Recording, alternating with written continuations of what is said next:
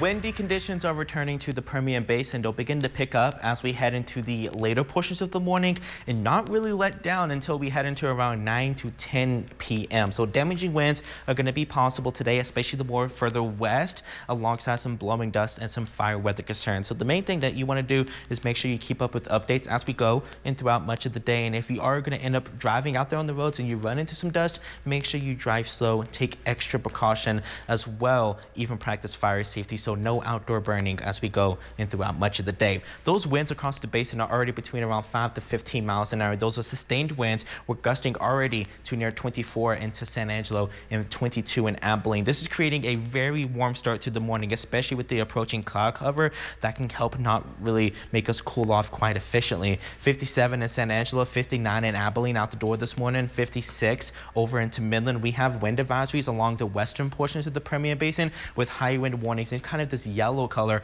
along portions of southeast New Mexico, along into the plains and the mountains, even along into the Davis Mountains. We can see those winds gusting, especially towards the Guadalupe Mountains today, upwards of 80 miles per hour. And where the rainfall was lacking, especially from our last rain event on Friday, we do have a red flag warning in effect. This is due to the dry soils, and that means fires can spread very rapidly under these very dry and windy conditions. So limit outdoor burning today, because it could definitely, if a flame does end up sparking up, that could lead to some very dangerous conditions. With that, the dry soils, blowing dust, we're all familiar with it here in West Texas. I do anticipate we should be able to see some dust pick up, especially for our western counties, and become a bit more patchy along into portions of the Permian Basin. But if we're able to get a good amount of dust to kind of accumulate and begin to pick up off into the west, that could easily traverse off into the east as well, because with these winds, that could certainly happen along portions of southeast New Mexico and the mountains. We're talking gusts between around 55 to 60 miles an hour throughout much of New Mexico. Those higher gusts are going to be more prominent up into the mountains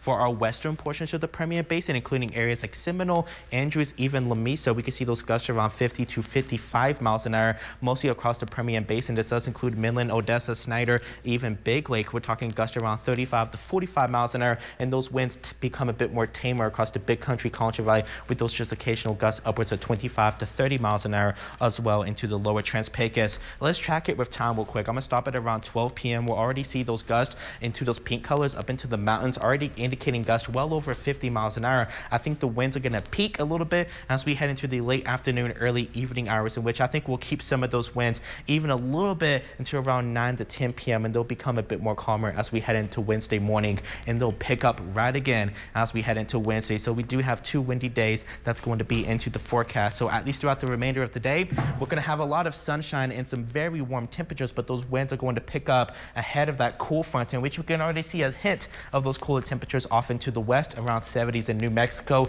80s here back into the basin, and even some 90s across portions of the Big Country and the Concho Valley. With that cold front approaching, tomorrow will be significantly cooler. We'll drop back into the 70s, and within time throughout the week, we'll continue with the breezy conditions onto Wednesday, a little bit into Thursday, with a bit more calmer winds on Friday, but will be a bit breezy as the second cold front approaches with low 60s by the weekend. Victor?